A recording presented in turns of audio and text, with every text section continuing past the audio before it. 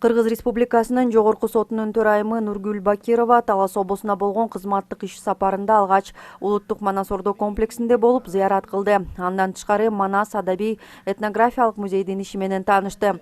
Төрайым иш сапарынын алкагында Талас облусундагы сот тутумунун ишмердүүлүгү менен таанышты.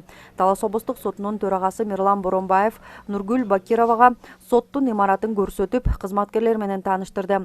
Аталган сотто 8 судья, 12 аппарат кызматкерлери эмгектенишет. Нургүл Бакирова кызматкерлерге тартипти бекем сактап, сотко келген жарандарга сыйлык мамиле жасап, кызматтык милдеттерди так аткарууга чакырды.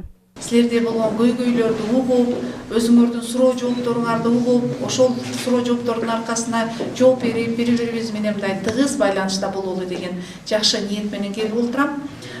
Буюрса мен ойлойм, силердин ошол сот системасына кошуп жаткан салымыңар абдан зор.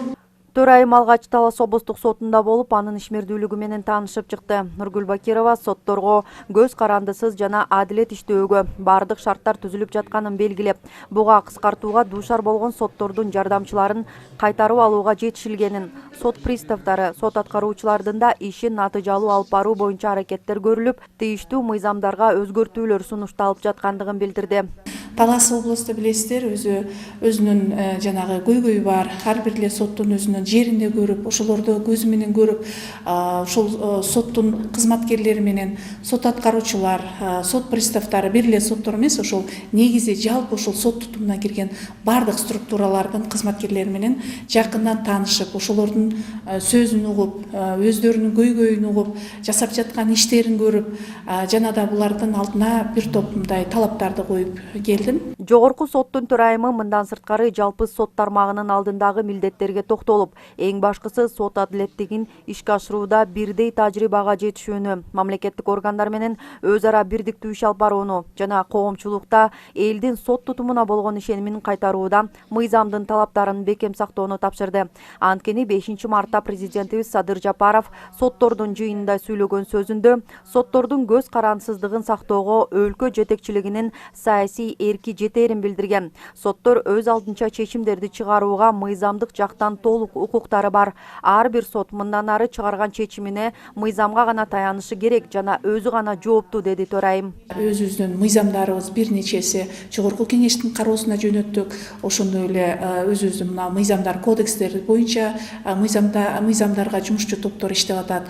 Негизи ушул мыйзамдардын өзгөрүүсү менен биздин көп өзүбүздүн көз карандысыздыгыбызды сактоодо, ошол боюнча ишти алып барууда бир нече чоң мындай иштерди жасоо алдында турабыз.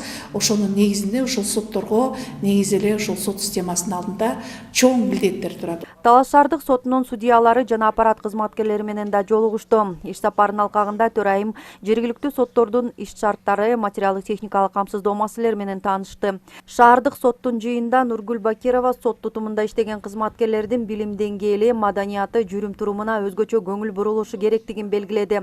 Соттордун эл алдындагы кынтыксыз аброю азыркы учурдагы эң негизги маселелердин бири. Андыктан жарандарга сылык жана маданияттуу мамиле кылууңуздарды өтүнөм, деди төрайым. Кыргыз Республикасынын Жогорку сотунун төрайымы Нургүл Бакирова Талас облусуна болгон иш сапарынын алкагында Талас райондук сотунда да болду. Жогорку соттун төрайымын аталган соттун төрагасы Ниязбек Калматов тосуп алып, жашылдандыруу иштеринин алкагында соттун имаратында жүргүзүлгөн иштер менен да тааныштырды. Жогорку соттун төрайымы Нургүл Бакирова Бакай Ата райондук сотунда да болду.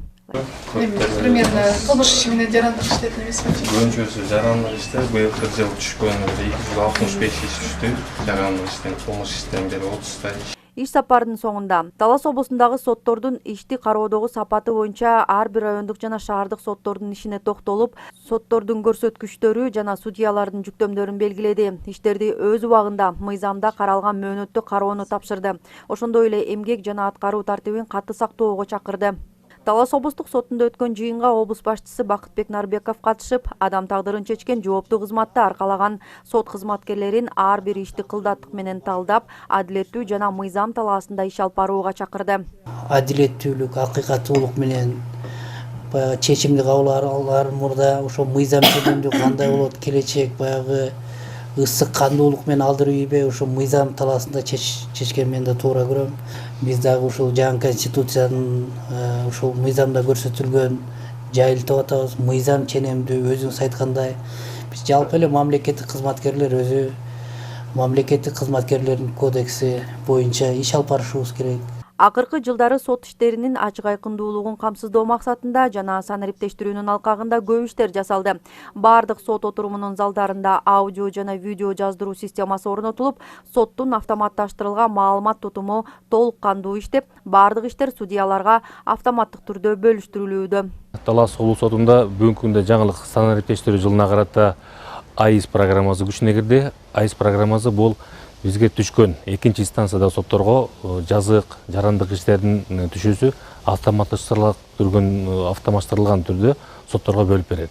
Бул жерге адамдык фактор роль ойнобойт, машина, программа өзү сотторго бөлүп берет.